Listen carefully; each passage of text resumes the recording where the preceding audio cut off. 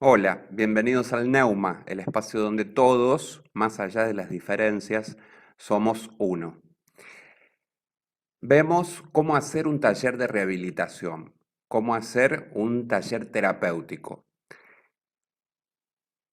Un cómo hacer que no solo nos sirve a los que estamos en el núcleo duro de la salud mental, sino a aquellas personas que hacen terapias alternativas, también puede servirles esta metodología.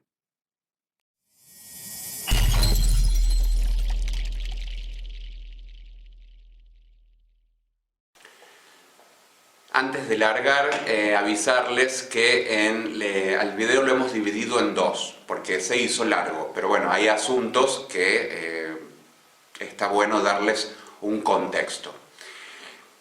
Y avisarles que en la segunda parte del video de cómo hacer un taller de rehabilitación, cómo hacer un taller terapéutico, queda en la descripción para descargar el formato del taller para presentar, cosa que uno lo pueda descargar y solo llenarlo con aquello que va a hacer, con el taller que va a hacer, sea de lo que sea, de yoga, reiki, taller de laborterapia, de rehabilitación, lo que sea. Queda en la descripción del segundo video para que lo puedan descargar a quien les sea de utilidad. Nosotros en lo personal lo hemos usado siempre para presentar a instituciones públicas, privadas, y también lo hemos usado de forma independiente y siempre nos ha sido aceptado así como se los mostramos acá. Un cálido saludo.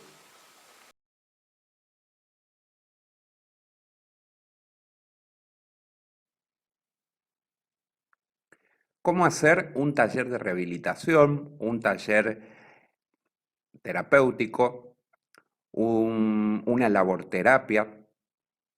Para hablar de esto tenemos que adentrarnos en lo que es la rehabilitación psicosocial.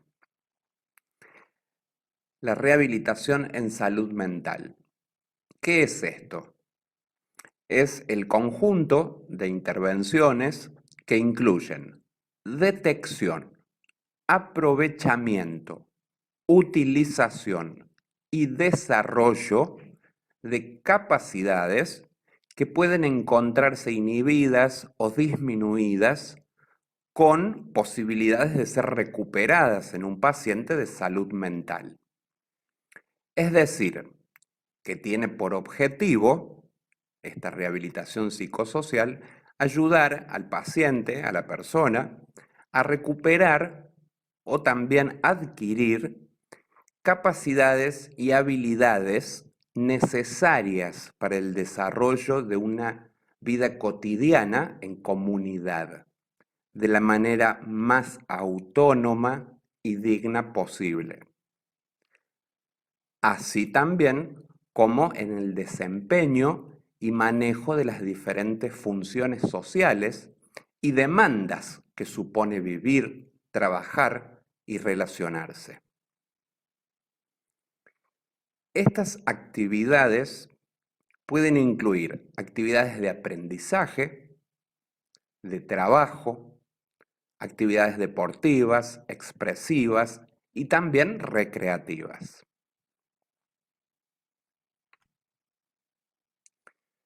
¿Qué es esto de la rehabilitación psicosocial? ¿De dónde viene y por qué? Bien, es un modelo que se empezó a consolidar desde hace relativamente muy poco, desde que se inicia el proceso de desmanicomialización, es decir, cuando se le dice adiós al manicomio. Esto empezó en la posguerra, en la época de la segunda posguerra, y se ha ido aplicando en diferentes fechas para en diferentes países. En diferentes años, diferentes países lo fueron aplicando. ¿Y qué supone esto de desmanicomializar? Un cambio integral en lo que es la atención en salud mental. ¿Cómo?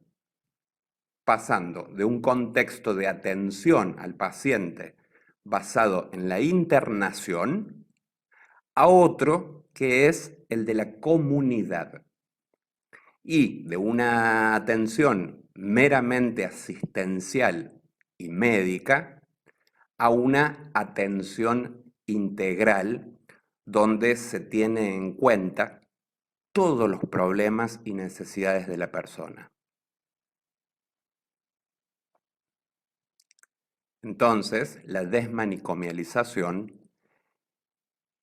implica rehabilitar y resocializar a los pacientes aquejados de enfermedades mentales, encerrados en los viejos hospitales psiquiátricos custodiales, de manera que pueda reintegrarse a su comunidad. Entonces, un modelo basado en el encierro a un modelo en el que se crean dispositivos para lograr que la persona pueda reinsertarse en la sociedad. Nuevos dispositivos son acompañantes terapéuticos, son talleres de rehabilitación, para ver cómo yo rehabilito a la persona para que se reinserte. Este trabajo resulta difícil, no imposible. ¿Para quién? Tanto para el paciente como para la comunidad.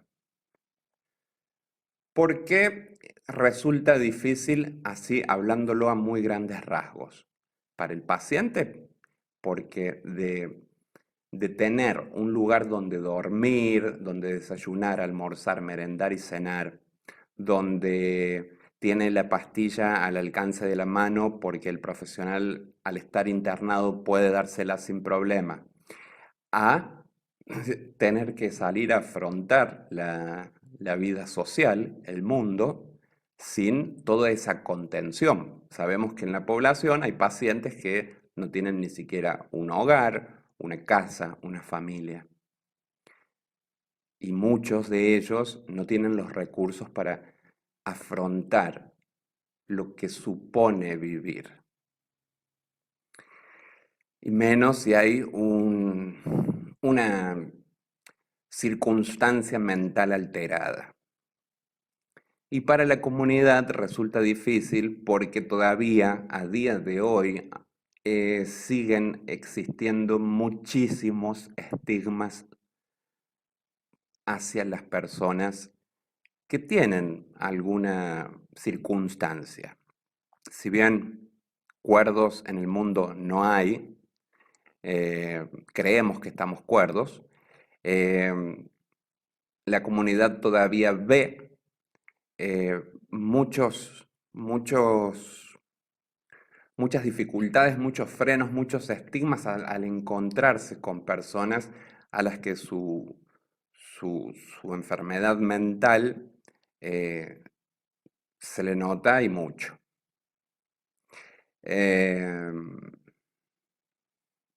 Por eso es que habrán visto que los neuropsiquiátricos, los antiguos manicomios, los cementerios, bueno, todo el lugar que nos recuerde a la muerte, la locura, se construyen en barrios o en pueblos alejados a las ciudades. ¿Por qué? Porque estaba cada vez menos, aunque sigue estando, la concepción de eso no hay que verlo, cuando en realidad forma parte de la vida.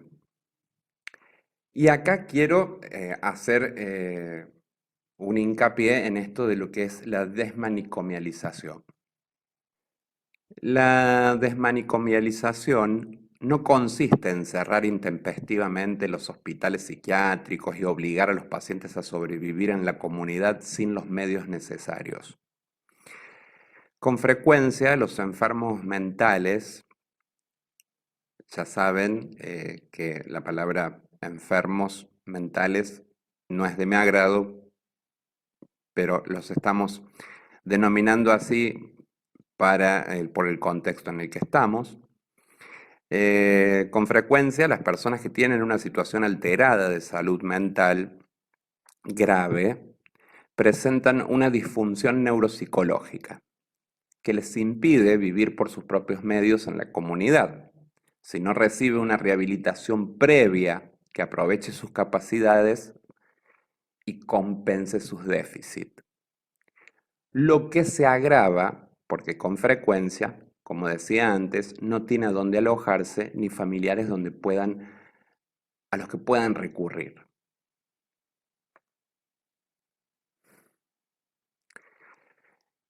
Es posible que aún llevando a cabo una correcta rehabilitación y logrando importantes mejorías, muchos no logren reinsertarse por causa de su alteración en la capacidad.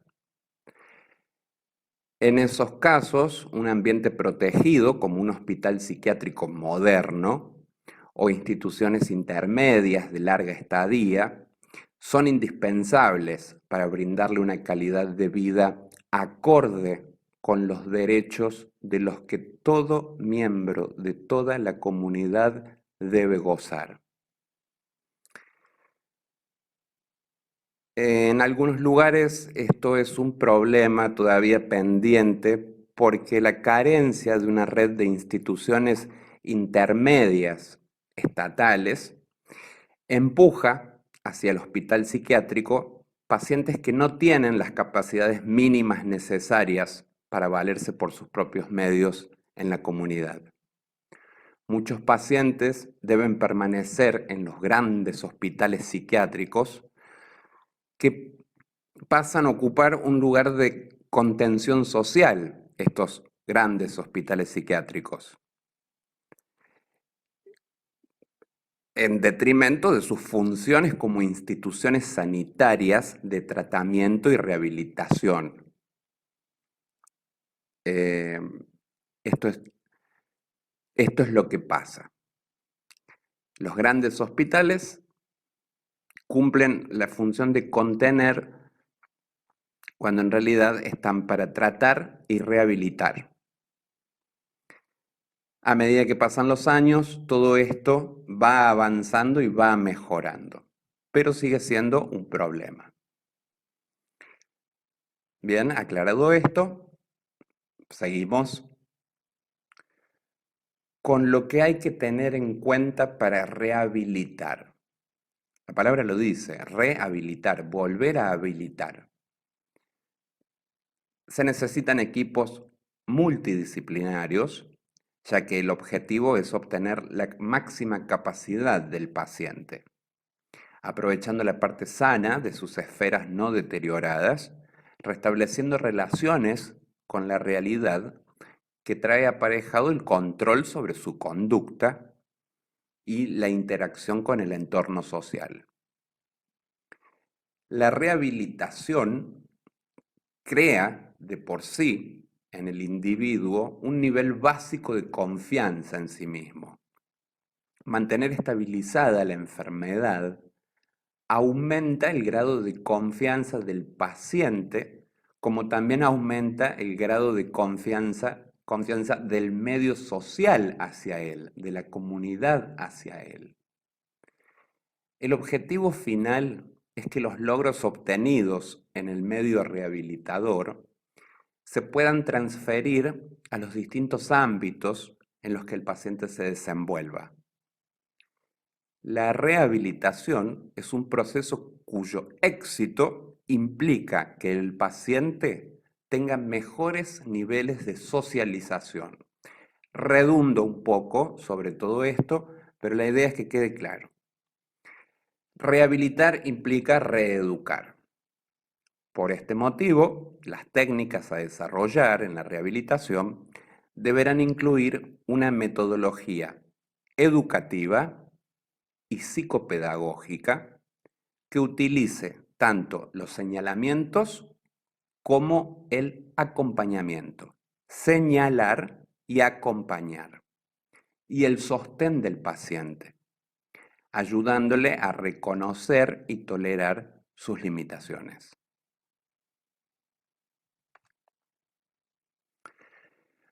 Una actividad de rehabilitación que hoy vemos que en buena hora se ve cada vez más en diferentes centros, en diferentes grandes hospitales que antes no los tenían. Ya hace unas cuantas décadas que se vienen viendo los talleres terapéuticos, que pueden ser recreativos, laborales. Hay muchas personas que hacen un oficio cuando terminan un taller terapéutico.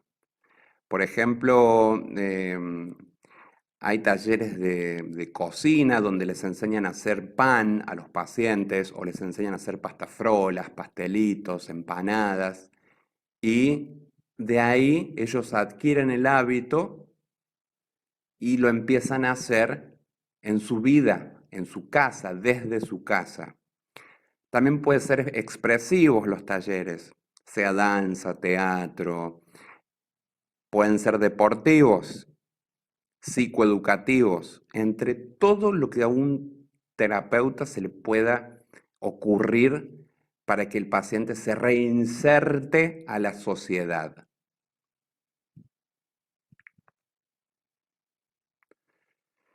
Y acá entramos en cómo hacer este proyecto, este taller terapéutico.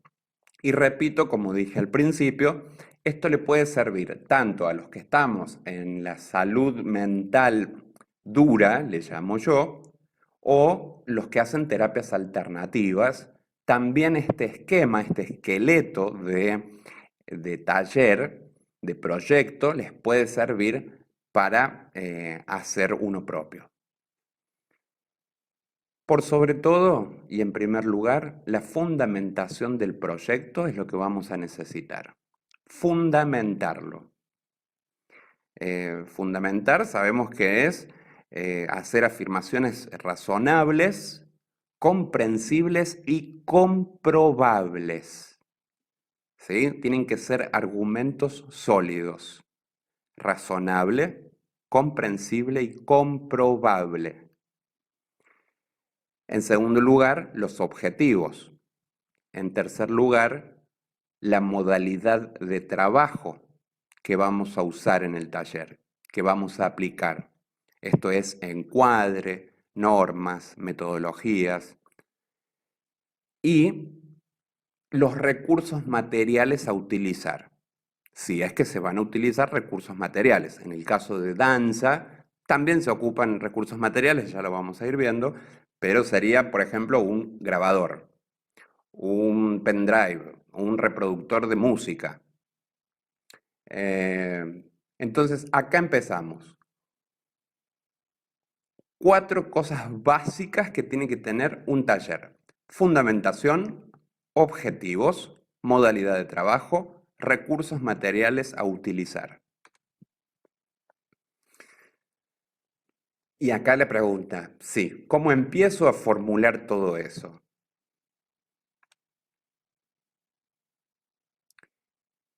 Quien va a dar el taller, quien va a ser el tallerista, quien lo va a motivar, tiene que preguntarse al momento de sentarse en una mesa a armar su proyecto, tiene que preguntarse qué, por qué, para qué, cuánto, dónde, cómo, cuándo, a quiénes, quiénes y con qué.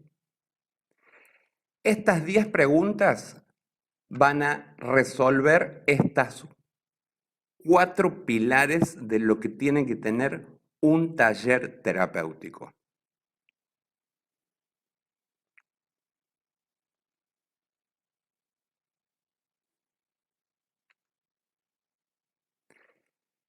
Ahora, ¿lo vemos con un ejemplo concreto?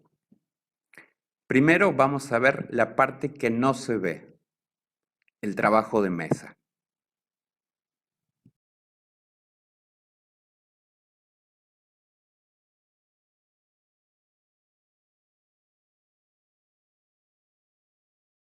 Muchas gracias. Todos somos uno.